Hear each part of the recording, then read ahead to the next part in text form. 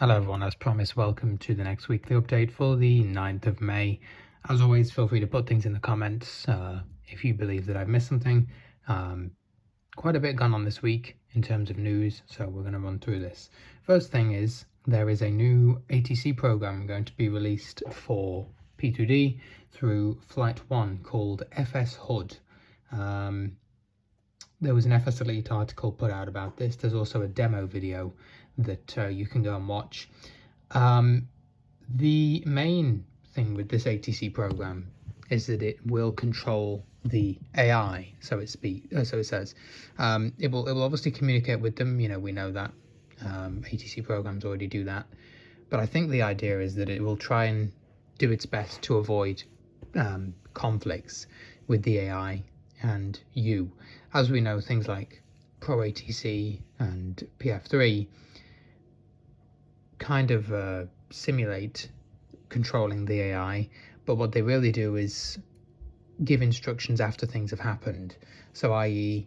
the plane starts to take off, it gives it takeoff clearance because it doesn't have any direct control over the AI, which is injected usually through a different tool, might be Traffic Global or something like this.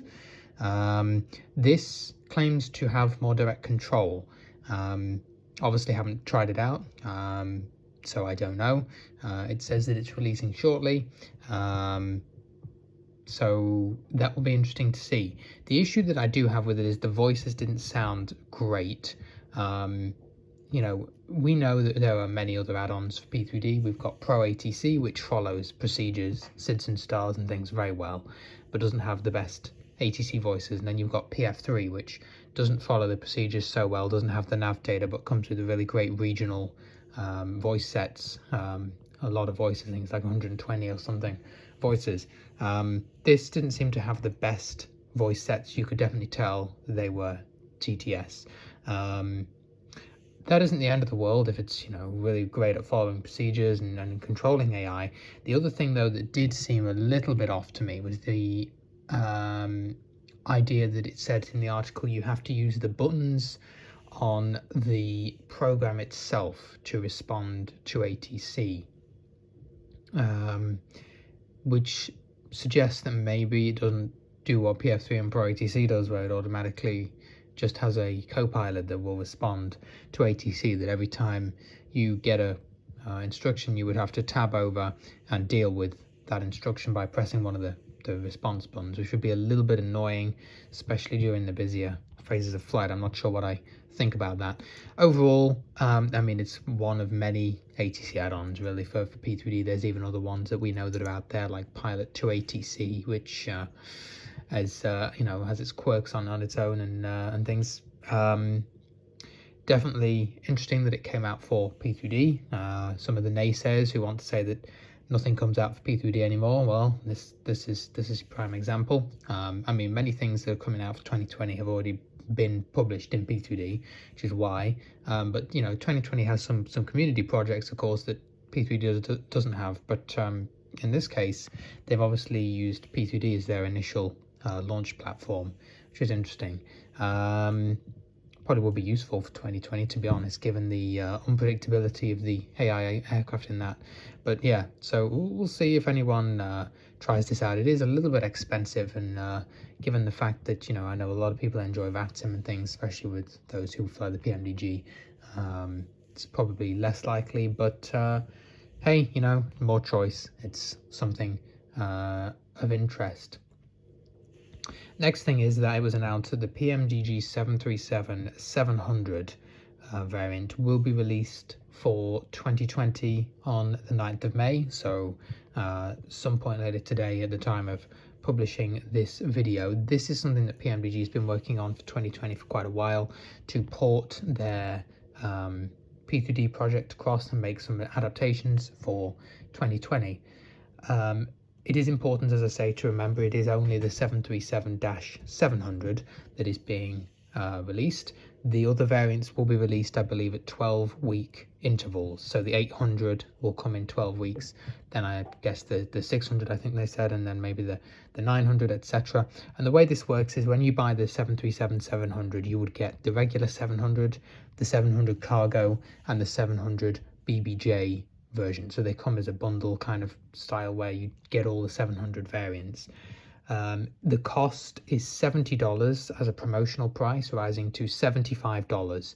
The 737-800 package is also expected to cost $75, and the 737-600 is expected to be $50. In terms of what I think of those prices, I think maybe they're a little bit on the steep side, to be honest. I guess maybe if you bundle it all together, it's a bit more plausible, but you know, I guess most people are probably going to buy, for example, the 737-800 when that comes out, because that's pretty much the main one. Some of the others probably be a bit more selective. I mean, it's $75 just for the 700 is a little bit steep, but there we go. There are no other bundles currently planned for, so they've said there's no plans to give you, for example, the 8 and the 900 in one bundle like they do in P3D. Most customers who bought the 737 for P3D during 2019, when the NGXU release, will get a $99 credit applied to their account. So they'll be able to buy at least one of these for free, and then the other one apply some of that credit. However, I don't think many BVI pilots would have bought the NGXU in 2019. I think when we got access to it was a little bit after that.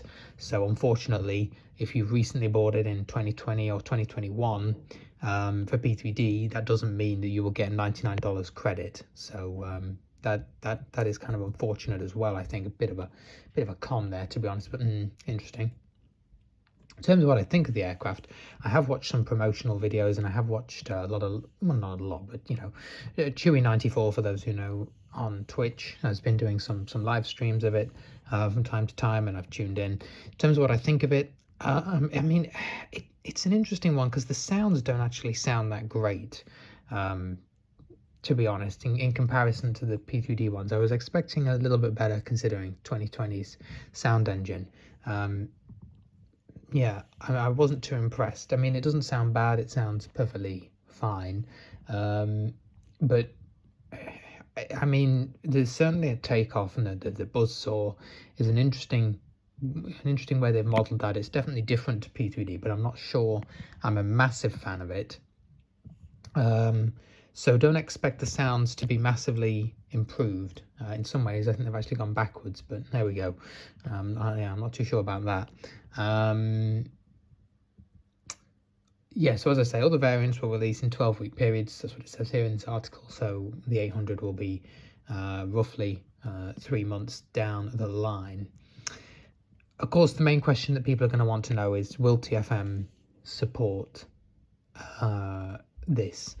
And the honest answer is, out of the box, we don't know. Very likely no. The offsets will have changed.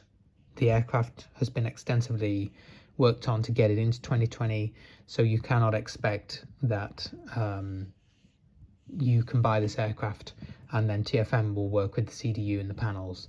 So if you spend the $75, don't come complaining and say, well, why isn't it working? There's no guarantees that it will work. In fact, it's very much expected it won't. At the very least, there will be problems. Will TFM eventually support it? Well, that's not for me to say.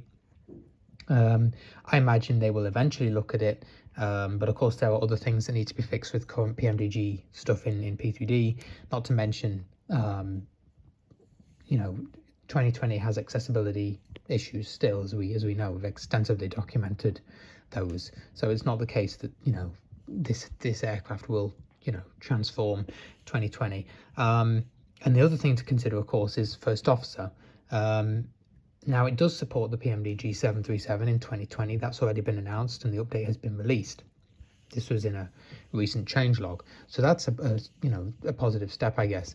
The interesting thing, though, that I did read in this changelog that didn't look so positive was he wrote that he's put in an all-new graphical interface, which, quote, will take some time to implement, but the idea of this graphical user interface doesn't sound too great, does it? That's a bit of a concern. Not a good move, really, on the dev's part, and yeah, that's. I hope it doesn't break the interface further by him implementing a graphical interface.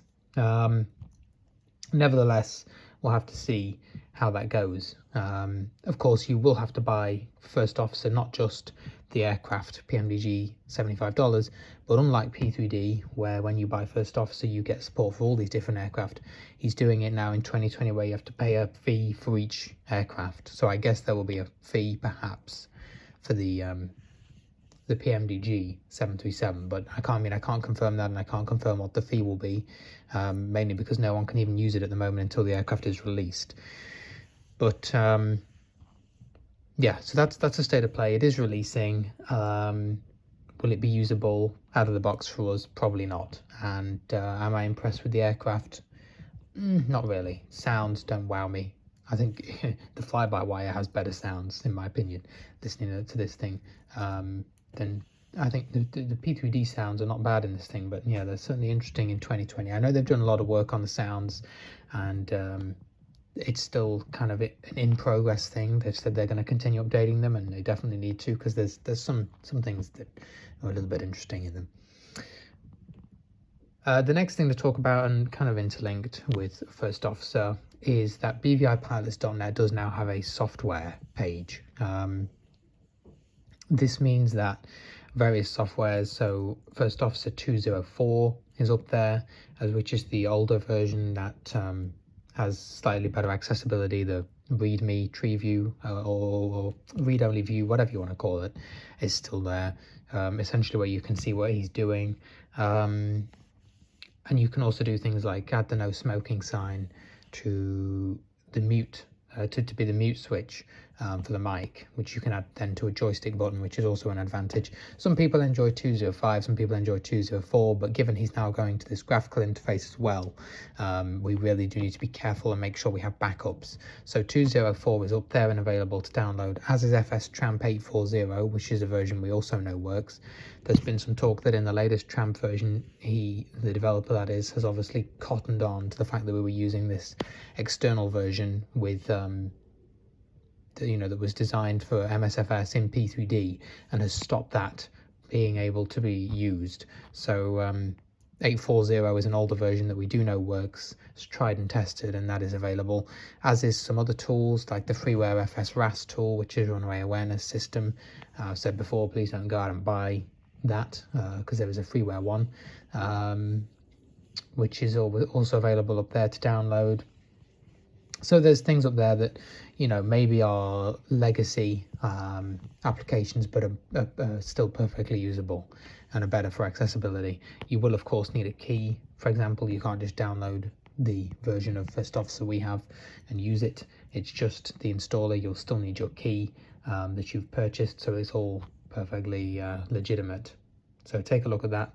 BVIPilots.net, of course, has lots and lots of useful information, and as I said in midweek in one of the groups, it's also perfectly possible for anyone to create an account up there, and then most pages can be edited. So it's okay coming to me and Rob, who work on the site, and saying X, Y, or Z isn't there. Well, you can make an account and you can add it yourself if you don't think that something's there when it should be. But generally, we have all the payware tutorials up there, and freeware is more of a thing that we can't really guarantee.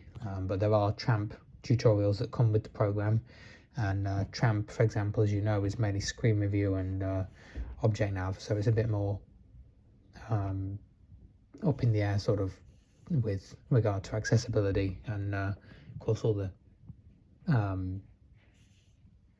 freeware aircraft, which we can't guarantee.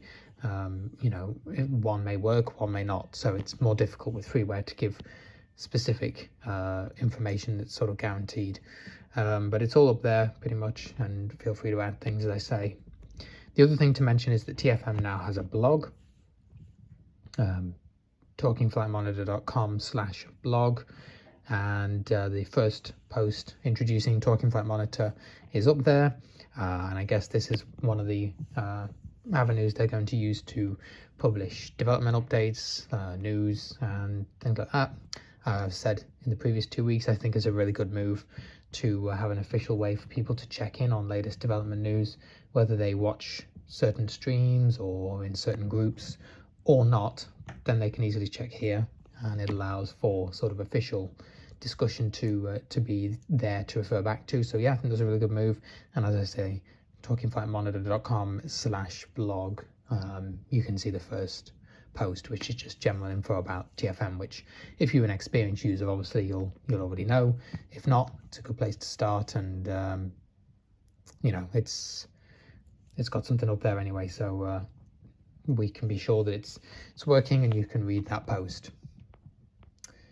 The other thing is BVI Virtual will be having a event, next event, which will be either late June or early July. As always, we have a Google form for people to choose the date that is best for them, and the flights that are best for them, or that they would like to do, so to speak. I mean, we have, I think it's about 4 or 5 different flights to choose with different themes. So some are European, US short runways, flights in Asia. So we have different themes, and then there's a couple of flights on each choice, and you can choose what you would like. And then I'll look at the vote tallies at the end of May and announce what the official flight will be that we'll be doing. Of course, mostly on VATSIM, mostly up on the TeamTalk servers, but people can do it not on VATSIM and just fly along if they would like. For BVI Virtual, which of course you can join on FS Airlines, and I will put the link to the Google form in the description. So if you're a member of BVI, or you would like to be, then feel free to vote on that. And I believe that is everything for this week. So quite a bit of news, quite a couple of releases to discuss, and you know, mainly good things, but sort of things that are very much for the future. As I say, first officer's graphical interface is a little bit worrying. That doesn't mean that the P3D version will have a graphical interface. He hasn't released any update for that, which in a way is actually a positive, because we don't get the graphical interface, yay. But the 2020 version looks like it is going to get one, and that is concerning. Maybe it will be perfectly fine and still usable. We will have to see. But other than that, I hope you all have a great week. I will be back with the next update, and we'll see what else has been going on in the community by then. So thanks very much for watching, and again, put things in comments if you notice something or have any observations that we've missed, and we can discuss it down there, and you know, let people know of new things that are going on that maybe I've missed, because you know, there's a lot going on. It's very busy. So all right, thanks very much.